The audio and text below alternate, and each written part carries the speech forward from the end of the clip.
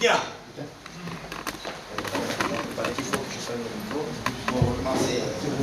C'est une pénitence pour vous. Mais c'est pour l'histoire. Bien. Je vais probablement adopter un autre style. Un style beaucoup plus basé sur l'image. Il a si bien donné le titre du thème. Le thème. On va le reformuler beaucoup plus facilement. Là quand même, c'est long. Et on peut un peu se perdre dans les conjectures. On va légèrement le redéfinir. Savoir mystique et spirituel africain à l'ère du numérique.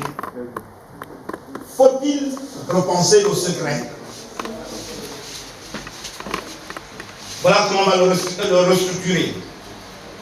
Ça nous permettra de naviguer beaucoup plus simplement. Je n'aime pas trop les approches très intellectuelles. Ok. C'est bon? Ok. On est parti. On va commencer par l'introduction. Au niveau de l'introduction, c'est l'amorce. Explosion des contenus mystiques et spirituels sur TikTok, YouTube et WhatsApp. Vous allez constater d'abord que je mets une différence entre mystique et spirituel. Mystique fait allusion à toute approche qui consiste à avoir une étude exhaustive de la manière dont l'homme rentre en contact avec la particule divine qui est au-dedans de lui. Ça, c'est le domaine mystique.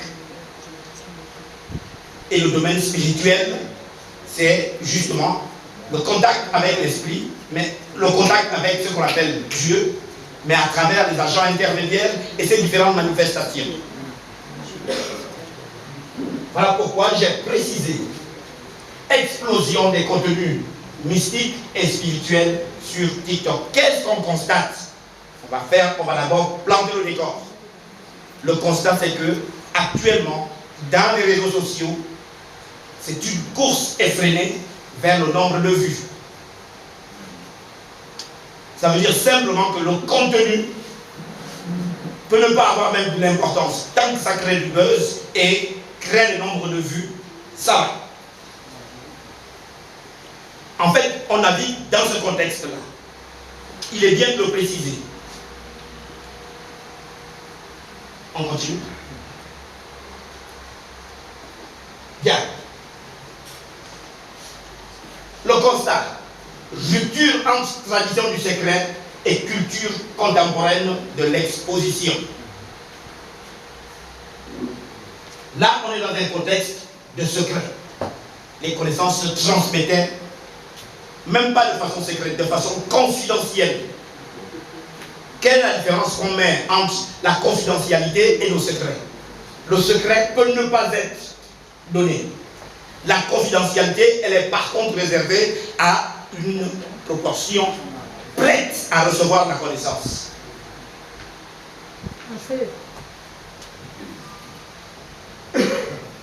Voilà. C'est une image qui parle d'elle-même. Là, nous avons justement cette rupture qui s'établit entre la notion ou alors le concept de la confidentialité et la culture de l'exposition. Là, on est toujours, on dessine les contours de notre exposé. avance. Problématique. Les transformations sociales et digitales obligent-elles à revoir les règles ancestrales de gestion du secret? Plan de la conférence. Mutation sociologique en Afrique contemporaine. Globalisation digitale des contenus ésotériques.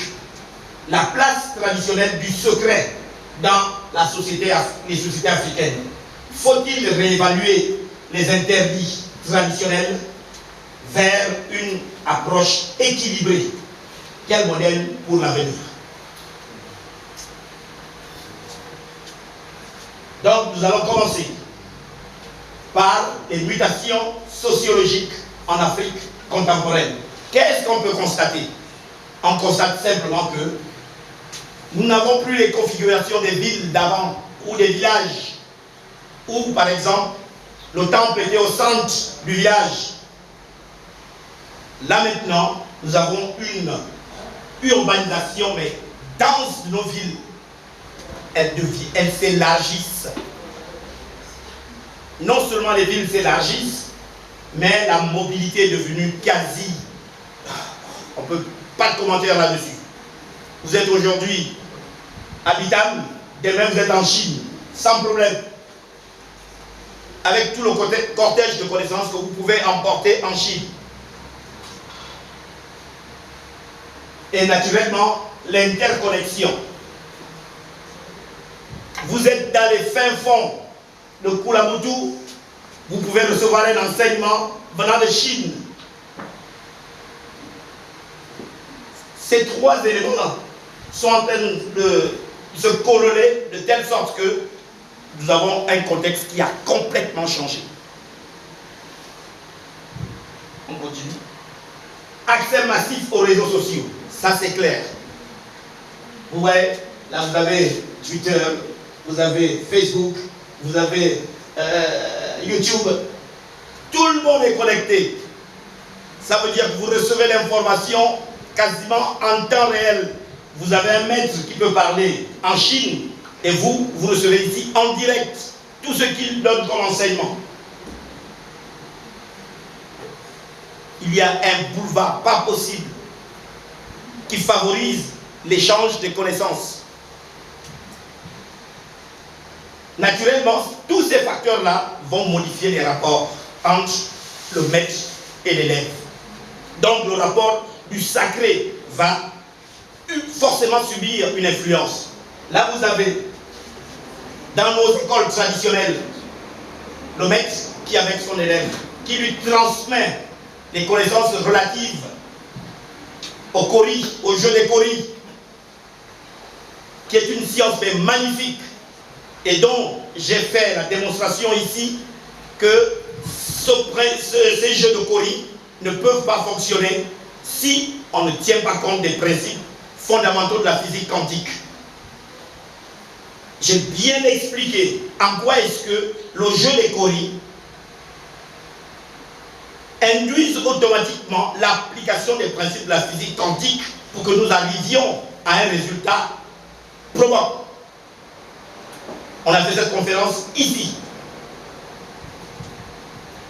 Et là, ce sont des connaissances qui sont transmises à son élève de façon, voilà, directe. Or, là, vous voyez, la configuration a changé.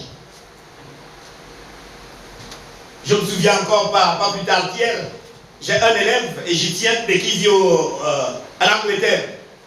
Mais j'ai telle situation, je fais comment? Ah, mon fils, ce que tu me demandes là, viens ici pour que je te l'explique. Parce que non, on ne transmet pas ça comme ça là. Il y a des codes. Mais ce sont des situations réelles qui existent maintenant, avec l'évolution technologique. Et il faut prendre en compte. Ça ne veut pas dire que c'est une mauvaise chose, forcément. Nous allons voir ça dans le déroulé tout à l'heure. On continue. Déclin relatif de l'autorité traditionnelle, ça c'est clair. L'autorité traditionnelle, c'est à menuiser. avec la poussée technologique, l'urbanisation, ainsi de suite, ainsi de suite. Là, nous avions une relation de maître à élève, là où l'élève était très attentif. Or, ici, vous voyez, chacun est sur son téléphone portable. Il n'écoute même pas le maître. On continue. Bien, globalisation digitale des contenus ésotériques. Vous voyez, là, les plateformes comme nouveau temple virtuel. Effectivement, nous entrons maintenant dans un environnement où c'est la virtualité qui devient l'élément majeur même dans la formation spirituelle, mystique et même éducationnelle de l'être humain. Là, nous sommes en face maintenant d'un temple virtuel. Si on veut savoir des choses sur comment on fait quelque chose de bien précis en termes de connaissances pratiques, il suffit d'aller sur le net, allez-y dans le site d'Etel. C'est compliqué. On continue. Bien. Mélange syncrétique, New Age, tradition africaine. Naturellement, le mélange des cultures, les facilités que nous donnent les moyens de communication et consorts va susciter justement ce genre de mouvement au sein des rites, que ce soit au niveau traditionnel ou au niveau occidental. Le syncrétisme va forcément gagner les mœurs, les coutumes, les habitudes. Et là, c'est dangereux parce que on peut avoir une perdition de rites. On continue. Figures d'influence. Les coachs spirituels deviennent des figures d'influence. Les médiums en ligne.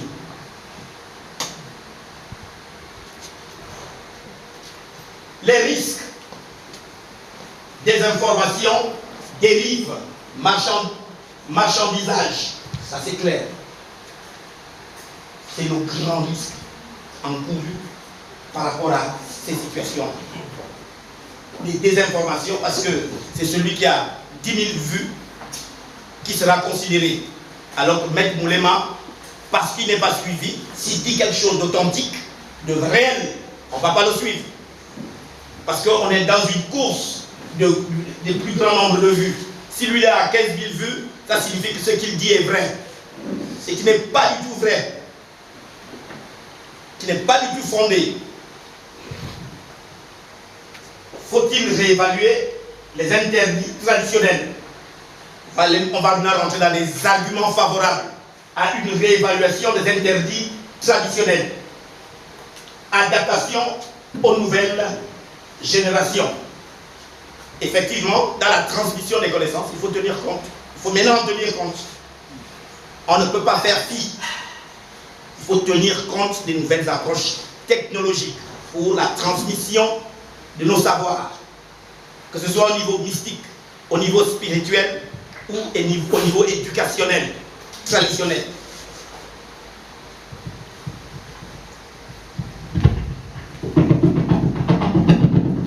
Lutte contre la désinformation.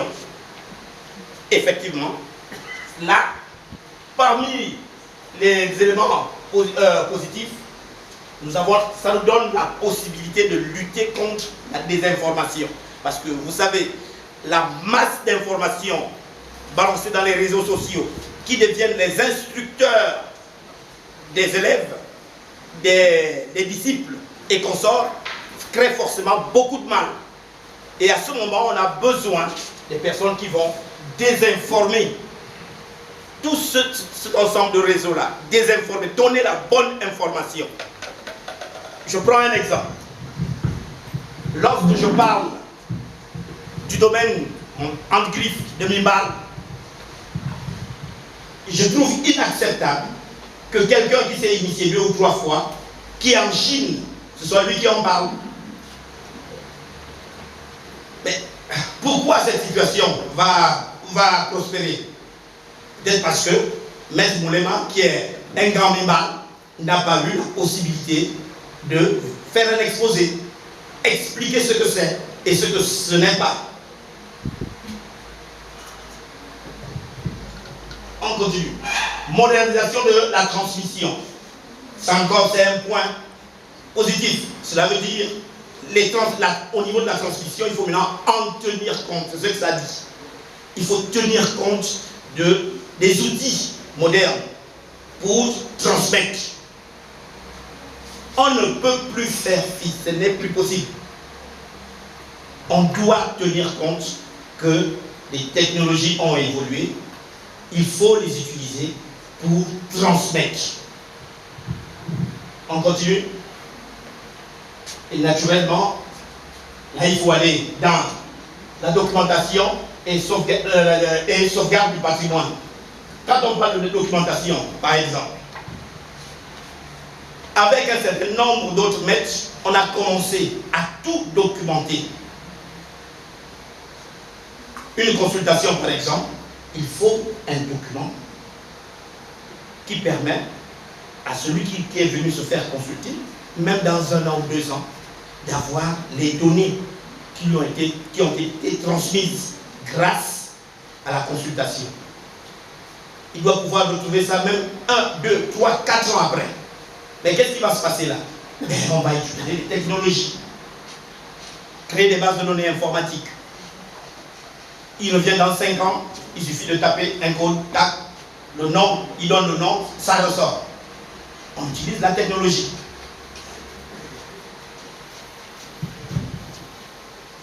Argument défavorable, risque de dénaturer les rites. On n'en a pas maintenant.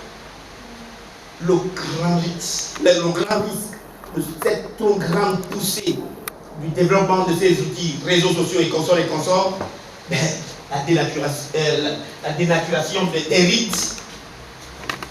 Or, vous savez, lorsque vous, dans le processus de formation d'un élève, je parle de ce qui se fait chez moi, l'enseignement sur la manière de conduire le rite est une étape de la formation.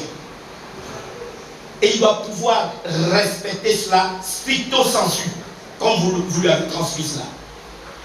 Les éléments qui peuvent susciter une quelconque modification, vous avez 2 facteurs. Premier facteur, c'est un collège de Nganga qui va se réunir pour une nécessité de restructuration d'un aspect bien précis. Le deuxième aspect, ça va être, et c'est là que c'est un peu dangereux, ça peut être une orientation venant de l'esprit lui-même. Mais c'est là que c'est compliqué. Parce que n'importe qui peut se lever du jour au lendemain et dire, ça là, l'esprit m'a dit de transformer ça. Et ça devient un chaos pas possible. Vulgarisation excessive. Voilà, ce sont les risques. Cela veut dire quand on a favorisé ce genre de situation, on peut se retrouver avec une science traditionnelle qui a de la valeur, devenir tellement vulgaire parce que c'est tout le monde qui fait n'importe quoi là-dedans. On va vulgariser cela, tellement vulgariser que ça perd de sa valeur, de son authenticité et qu'on sort. Perte du sacré. Vous voyez, là c'est l'image d'un jeune homme qui rentre par exemple dans un temple. Et là vous avez l'autel du temple. Là vous avez les bouteilles de coca, les bouteilles de ceci. Ça veut dire le sacré est sacrifié à terre. Autre risque, conflit entre économie numérique et éthique initiatique. C'est la pagaille. C'est ce que je peux vous dire. Quand on laisse ce genre de situation s'installer, se développer, c'est la pagaille. Et réellement, on se retrouve avec, en fait, on se retrouve dans un village où vous avez le vrai Nganga du village qui vient, qui dit, bon, j'ouvre le temple. Et comme il y a des faux Nganga qui ont tellement fait bon marché, ils vont essayer de tout faire pour empêcher le vrai Nganga d'installer son temple. Et ce sont ces situations-là, normalement, qu'il faut vraiment éviter. On continue. Vers une approche équilibrée. Quel modèle pour l'avenir? On a vu les aspects négatifs, on a vu les aspects positifs. On a compris que on ne peut plus faire sans. Ce n'est plus possible. De faire sans l'évolution technologique, ce n'est plus possible. Il faut faire avec. Maintenant, comment faire avec? C'est la question maintenant qui se pose.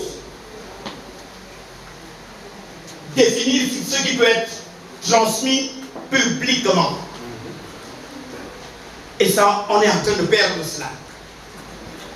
Moi, lorsque je vous parle de la tradition bouddhiste, et beaucoup d'autres maîtres avec moi, vous ne verrez jamais un maître parler sans frein.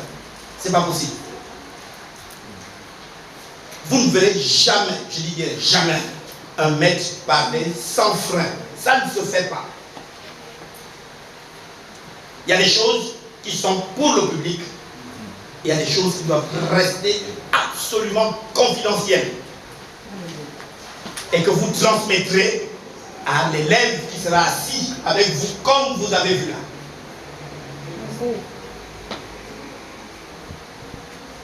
Et là, il est question de redéfinir ce qui peut être transmis publiquement. Et là, c'est un travail qu'il faut faire. Tous les Nganga doivent faire ce travail. Ça leur permettra de parfois faire des contrôles sur des contenus.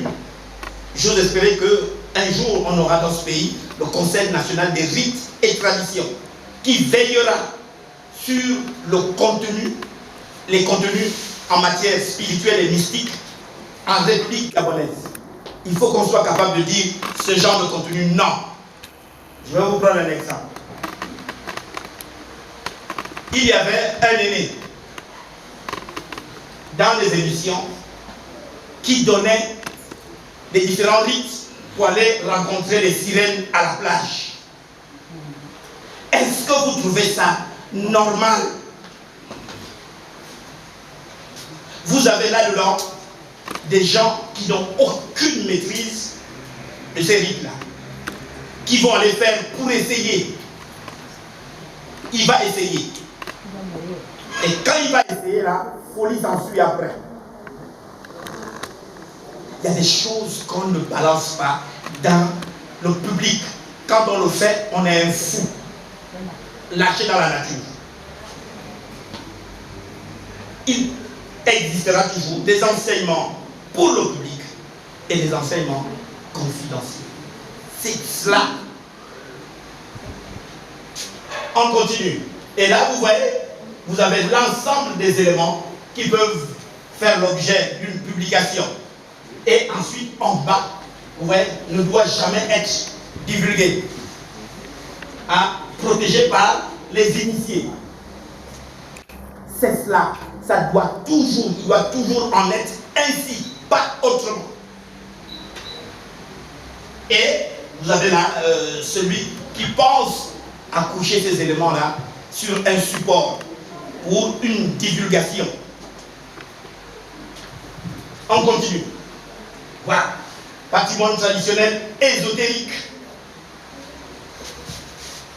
Voilà les choses qu'il ne faut jamais mettre dans les supports.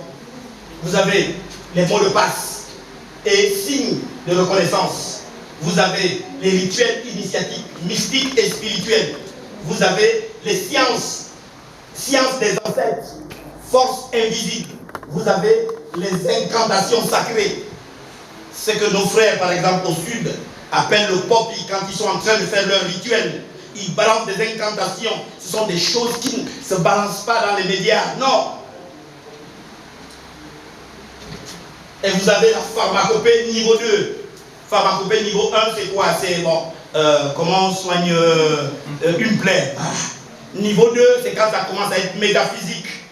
Il y a des clés qui existent pour déclencher la guérison au niveau métaphysique d'abord, pour que ça ait un impact sur le physique. Et ça, on ne divulgue pas ça n'importe comment. Ce sont des connaissances confidentielles. On continue.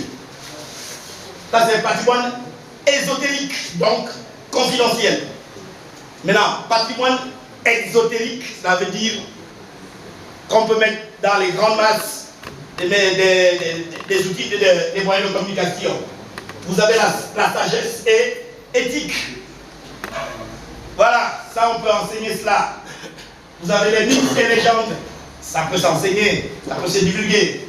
Vous avez les arbres généalogiques, on peut, jusqu'à un certain niveau. Ah oui, parce que l'arbre généalogique est un mantra quand vous arrivez à un certain niveau. Donc ce n'est pas tout qu'on va aussi balancer publiquement, non. Ensuite, vous avez pharmacopée, niveau 1, ça c'est grand public, il n'y a pas de souci. Vous avez art et festivité, on peut balancer. Vous avez art et légende, on peut balancer. Vous voyez, on a structuré les éléments qui ne sont pas diffusables et les éléments qui le sont. Maintenant, celui qui parle, quand il a la chance d'avoir une tribune et qui ne sait pas fixer ces limites-là, c'est un fou. On continue. Protéger les savoirs réellement sensibles. Qu'est-ce qu'on appelle par, qu'est-ce qu'on entend par savoir réellement sensible? Je vais vous prendre un exemple. Je suis avec mes élèves. Il y a des connaissances qui agissent de façon neutre. Elle est impersonnelle. La même connaissance que vous utilisez pour libérer quelqu'un peut être exactement la même que vous allez utiliser pour lui causer du tort. La différence va résider sur les paroles que vous allez prononcer à l'instant T. La pensée que vous allez exercer à l'instant T. C'est ça qui va créer la différence. Ça veut dire que quand vous avez votre groupe d'élèves, vous savez que cet élève-là, il est encore impulsif. Non, il ne faut pas lui donner cette connaissance-là. Il est encore impulsif. Il faut attendre que la folie-là descende. Et quand c'est comme ça, vous allez le soumettre à des épreuves, mais pas possibles, pour suivre comment il réagit.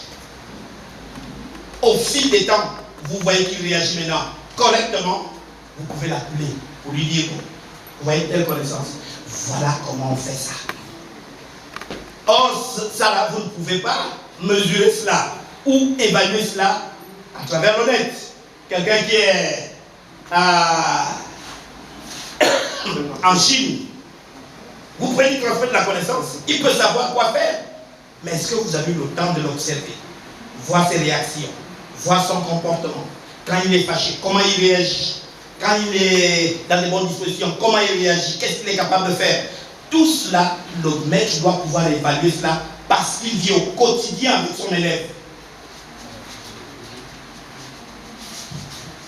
Donc, il y a des savoirs avec lesquels il ne faut pas s'amuser.